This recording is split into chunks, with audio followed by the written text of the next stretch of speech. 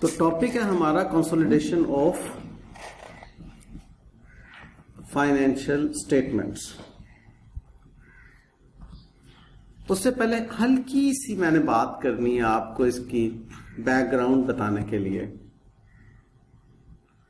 हमें इतना तो मालूम है कि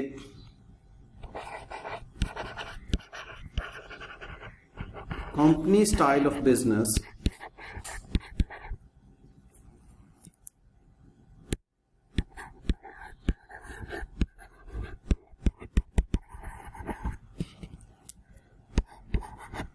में शेयर कैपिटल पब्लिक सब्सक्राइब करती है। अब एक एंटिटी है, उसके मैं फिलहाल परसेंटेज में बात कर रहा हूं। जब इसकी बाकायदा थियोरेटिकल कॉन्सेप्ट्स क्लियर करूंगा तो परसेंटेज से हट के एक लफ्ज बोलूंगा कंट्रोल, लेकिन फिलहाल बात को आसान करने के लिए मैं परसेंटेजेस में बात करूंगा। Greater than 50% shares acquired by a holding company or lesser than 50% share capital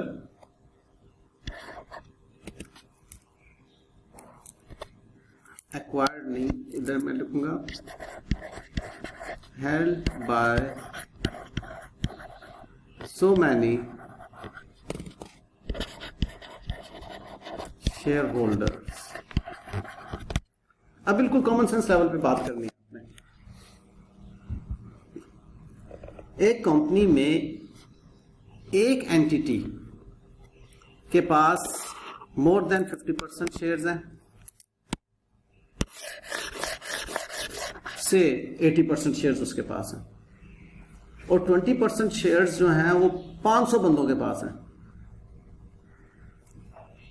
ठीक है, तो फैसले 500 बंदे उसका करेंगे या वो एक बंदा करेगा जिसके पास 80% शेयर्स हैं, 80% वाला, तो उसको हम कहते हैं कि वो कंट्रोल एंजॉय कर रहा है,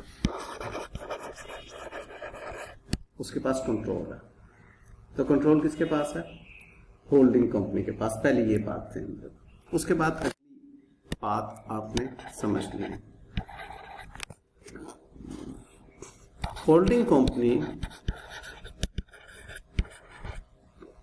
जिसके पास कंट्रोल है, अभी बात मैंने ब्रैकेट में कह दी,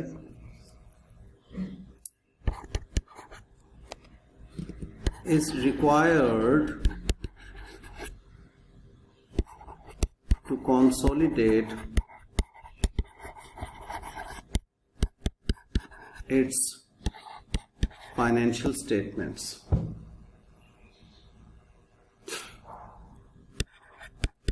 with the financial statements of its subsidiary company।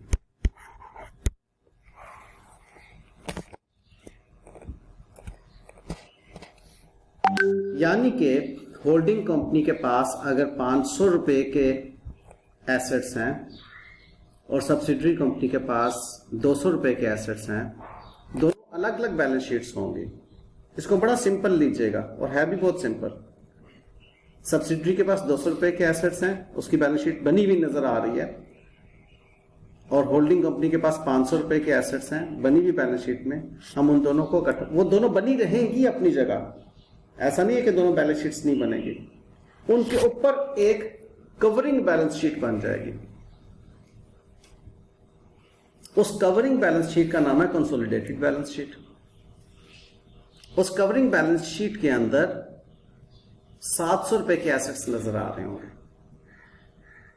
बात को फॉलो कर दिया। कवर लेटर का कॉन्सेप्ट है आप लोगों को? कवर लेटर होता है, आपने सपोजली मुझे कुछ डॉक्यूमेंट्स सबमिट करने हैं, 10 डॉक्यूमेंट्स सबमिट करने हैं। आप 10 डॉक्यूमेंट्स के ऊपर एक कवर लेटर लिखेंगे, कि attached here with these 10 documents containing this information। तो मुझे ऊपर एक कवर लेटर मिल जाएगा कि मेरे पास नीचे क्या मौजूद है। तो जो कंसोलिडेटेड बैलेंस शीट है उसका ये मतलब हरगिज नहीं है कि जी होल्डिंग कंपनी और सब्सिडरी ने अपनी बैलेंस शीट्स नहीं बनाई हुई। उसका मतलब यह है कि वो बैलेंस शीट्स बनेंगी, अब उनके ऊपर एक कवरिंग बैलेंस शीट बन रही है, वो कंसोलिडेट कर रही है उन दोनों इंफॉर्मेशन को। तो अगर सादगी में बात करूं तो वो ये है कि हमने एसेट्स प्लस कर देने होल्डिंग और सब्सिडरी के, लायबिलिटीज प्लस कर देनी है होल्डिंग और सब्सिडरी की, रिटेन्ड अर्निंग प्लस कर देनी है होल्डिंग और सब्सिडरी की, तो हमारी कंसोलिडेटेड बैलेंस शीट बन जाएगी। मेरे अल्फाज जितने सादा हैं, कंसोलिडेटेड बैलेंस शीट भी इतनी ही सादा है अगर ज़हन को रिलैक्स रखेंगे तो। ठीक है।